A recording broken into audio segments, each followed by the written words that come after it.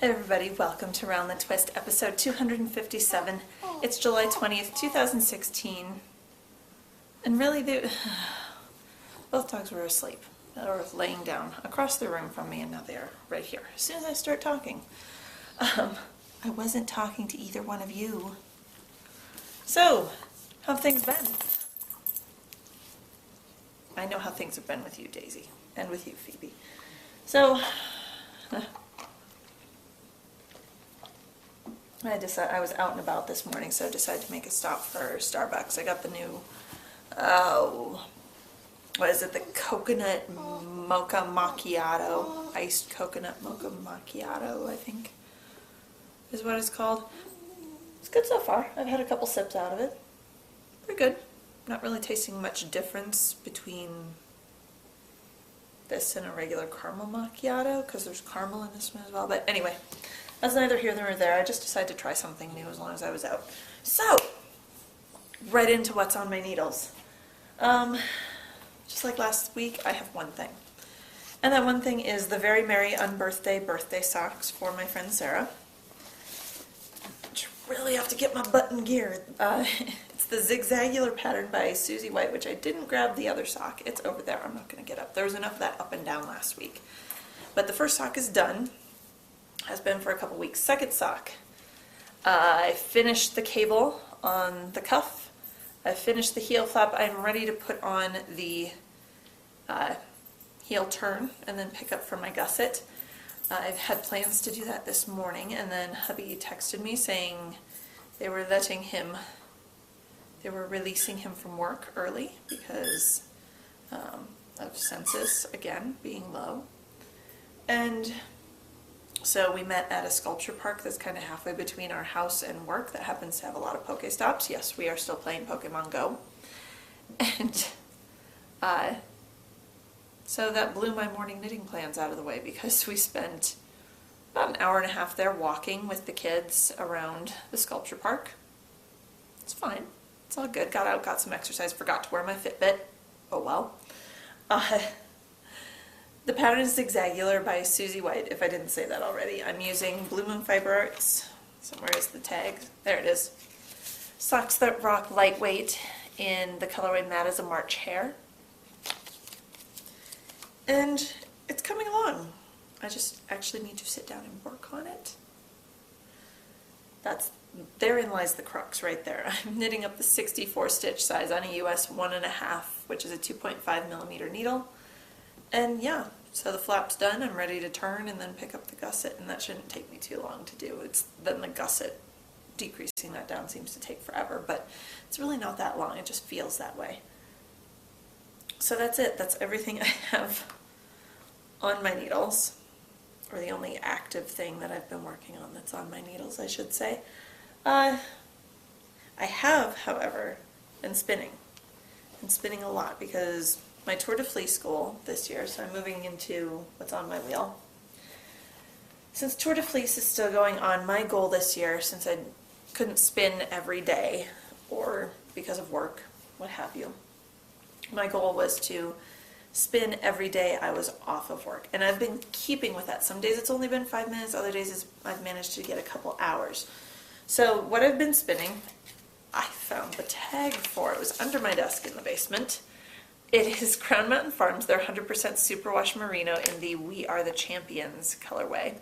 And sadly, Crown Mountain Farms no longer exists, so don't try going to that website because they're not there anymore. Klaus had to close down the business to take care of his elderly parents back in Austria, Germany, somewhere there. So, I finished the second 4 ounces. So, you might remember this if you've been with the show for a while. Last year, I used the first 4 ounces and I made a traditional 3-ply. And that's how it came out. I don't even have yardage written down for this. No idea. I don't think I even measured the yardage. I think I just finished and gave it a bath and called it good. So there's that. And then the second 4 ounces, I did as one long single and I chain plied. Looks like that. So this is why I love Crown Mountain Farms. They put all of their colorways, at least in the superwash merino, up in 8-ounce bumps, so I could divide it into 2 4-ounce bumps and spin from there. So side by side, same colorway, just the chain ply versus the traditional 3-ply, and the chain ply obviously preserves the color runs a little bit easier. So this would make more stripy, and this would make more of a tweedy, marled looking sock or thing, but same colorway, side by side. Love it. I love how they complement each other. It's interesting to see because I hadn't realized how different they were going to look. So there's that done. I don't know what I'm going to put on my wheel now. I might pull out some of Millie because, I'll be honest, I'm not even sure how much longer the Tour de Fleece goes. I can look it up. Hang on. Sorry, guys. Ah.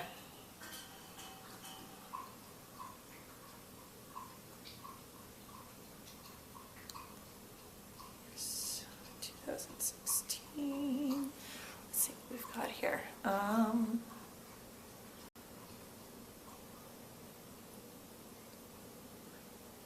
Tour de Fleece. Maybe this one from Shacked will have the dates.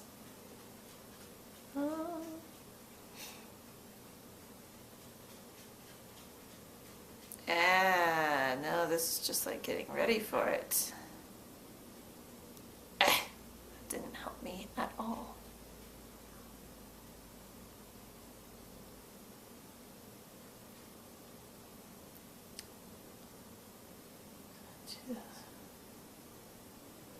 Oh, it runs until July 23rd. So really I only have 3 more days after today, because today's the 20th. And 2 of those days I'm going to be working, because I work tomorrow and the day after. So I'm going to call this my Tour de Fleece spinning. Done. Finished.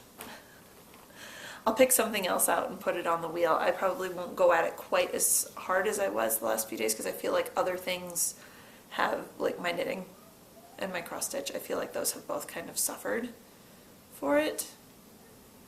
But I do want to bring my spinning back into my crafty life, because I feel like that's been kind of missing. I'd like to incorporate more in moderation. This was kind of the kickstart that I needed to do that. So, yay. So, I have not measured this. It has had its bath, which, oh my goodness, when I took it off the Nitty Notty, after I applied it, it had so much energy to it. It was just like, it shrunk up, and there were all kinds of little corkscrews, curls. Give it a nice relaxing bath and some lovely soak. And look at that. Pretty balanced. Pretty darn close. There's still some funky little curly Q things going on here and there, but I think that's just the way I tied it, so. Yeah, I'd call that good. So, one thing I've learned when I'm skating yarn, I have to take my wedding ring off because it's been catching. So, I'll get those. I think this is a slightly, also, compared to the other, the traditional 3-ply, I believe this is a slightly lighter weight. It seems to be skinnier. It doesn't seem nearly as plump, but that's okay. So a light, I'd say this is more fingering weight and this is a light fingering weight. I wouldn't, places it's thicker, obviously. It's hand spun, it's thicker, it's thinner, it just depends on what part you're looking at. So, there you have it, my Tour de Fleece spinning for 2016. Yay. I hadn't known when Tour de Fleece was going to stop, so I kind of planned when I finished that, throw something else on the wheel, but now I'm going, now it can wait. So I have done a very small amount of cross-stitching, so with my pokey things, I think one afternoon this week, I pulled out my Once Upon a Time sampler from Frosted Pumpkin Stitchery. And I haven't started November yet, as you can tell by the lovely blank square there. But I did finish the border underneath. Now, in where this is coming down, like right in here, the pumpkins had you put in the year. Now the year this came out was 2014. This was their monthly year-long stitch-along thing that they did in 2014. And I know other people have changed the year, but I've been stitching on this for a couple of years now. So I think instead of 2016, I've seen people modify the pattern to put the end down here, since Once Upon a Time is at the top, and I think it would be a nice bookend, I guess. And me, my little OCD, the way I'm doing things with this, you know, every time I finish the month, the last thing I do all the other image, the rest of the image, and then I put the month in. It's just what I do. I don't know why. To me, that feels like a nice little way to finish. So I'm going to actually, now that I have this, I'm going to do November's month. I'll finish the border for December, I'll do December's month, and then I'll come back and put the end as the very last thing that I do for the sampler. Because it truly will be the end, aside from getting it framed. So it's coming along. Obviously very little stitching going on there, but it did happen. Just a little bit. So this is going to be a short show this week. I'm going to answer a couple questions out of the Any Questions thread, and then we'll call it good. So first up is from Meme Knits, M-E-M-E Knits 729. Hi, not sure if this was asked or not, but do you have a favorite sock yarn to use besides Blue Moon? Also, do you have a favorite cable needle or style of cable needle you like to use? Do you have a favorite pattern you like to make for socks? Thanks, and love the show, Melissa. A favorite sock yarn to use besides Blue Moon? Well, Blue Moon is my favorite because I like how cushy it makes socks. I also enjoy what I would call the workhorse yarn, so like Opal, Regia, what's another one? Now I'm drawing a blank. Any of them, yeah. The German workhorse yarns, because you can knit a nice sock out of them and they hold up, and a lot of them come printed in really fun patterns, so you can do a plain simple sock and you still get the joy of seeing those color shifts appear. I've liked knitting with Into the World is another one. I did the Atlantic Current socks by Meliabella out of some Into the World. What other one? No, I'm just...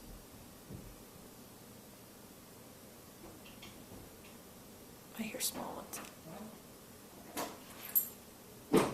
Tara Grace, go back to bed.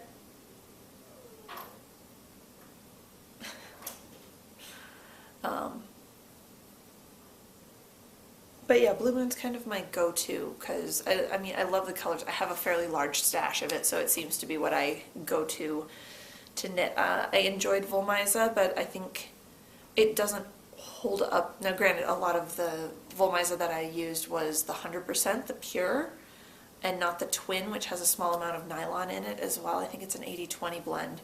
So most of my Volmisa socks have blown out fairly quickly. And also it's a fairly thin yarn, and I was knitting it on larger needles to accommodate the patterns I was using. So there was room for it to shift, to catch, to snag, and have a hole. But I did enjoy knitting with it. I love the colors. And Claudia dyes beautiful yarn. So I might go back to that in a little bit. Do I have a favorite cable needle or style of cable needle? Yes. As we were talking about when I could not find my cable needle. So when I couldn't find the cable needle that I liked, I was using this little toothpick looking thing from Lantern Moon. This is rosewood, I believe. Yeah, rosewood. It's got little, let's see if you can see it, little ridges in the middle that help to catch the yarn and hold it so it doesn't just slide out. However, I don't like it because of the way you have to manipulate the stitches and twist and turn to get it around your needles to the front or to the back, just because of the way it hangs. The ones I like, I really like my Celtic Swan Forge ones that my parents got me, gosh, I can't tell you how many Christmases ago.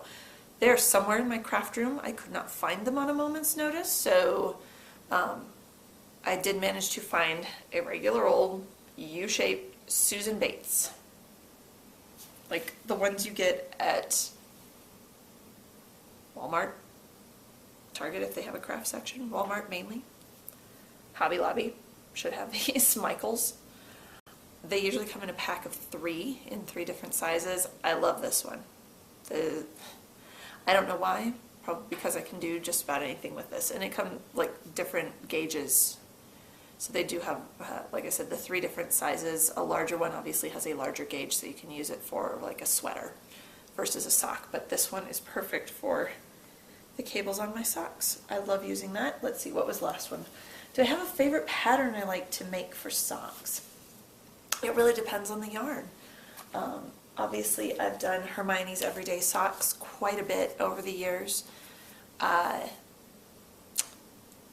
Just because it works whether you want to use a plain, like a kettle-dyed yarn that doesn't have a whole lot of variegation to it, or it also works in a variegated yarn. I like the zigzagular socks. This is my 3rd or 4th pair that I've made of those. I like to knit plain socks too, just to let the beauty of the hand-dyed yarn or the printed yarn, either one, to have that play out on the needles.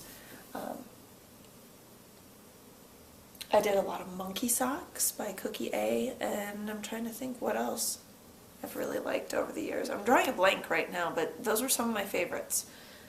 Okay, so I think that's all Melissa's questions. And then Kathy Yee, excuse me. Kathy Yee, yes. I love your Doctor Who and other geeky shirts you wear. Where do you buy them? My Doctor Who shirts. I have 2 places online that I purchase from, either TeeFury, which is TeeFury.com, or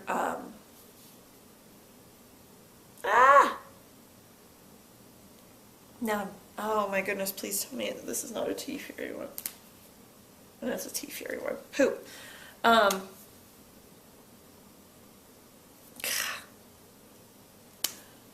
drawing a blank. I'm sorry. TeeFury is the main one.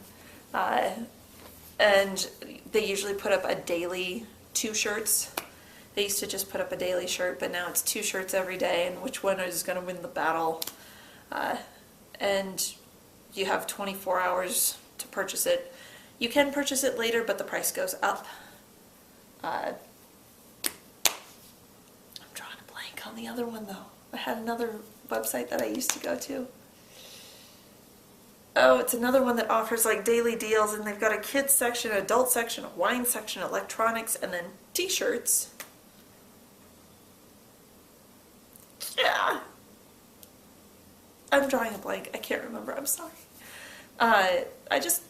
I'll see something, or someone will post something on Facebook. An ad will come up or something, and I'll follow it over and be like, yeah, I want that, and I'll place the order. That's all I do. That said, I haven't bought any shirts lately. I really need to replace my one that I lost sometime in our move out here. That's the DeLorean from Back to the Future crashing into the TARDIS, and it's called It Came Out of Nowhere. No idea where that shirt went, and that was one of my favorites, so I really need to get a replacement one of those. But TeeFury, this is gonna bug me. This is really, okay, I'm sorry. I'm just gonna Google daily t-shirts, because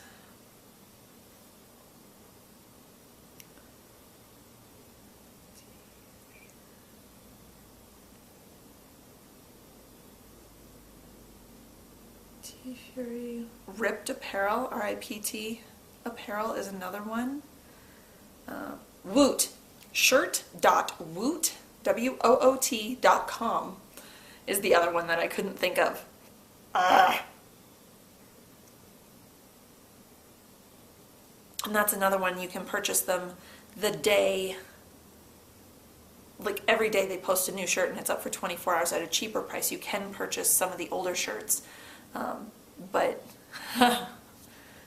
Shirt Woot Shirt.woot.com and tfury.com are the two that I've done. I've also looked at shirts on Ripped Apparel. But yeah. Oh, thank goodness, that was going to drive me insane. So I think that's it. Please, fingers crossed, stick with me. I will get back to more knitting, more crafting, everything in the coming weeks, I hope.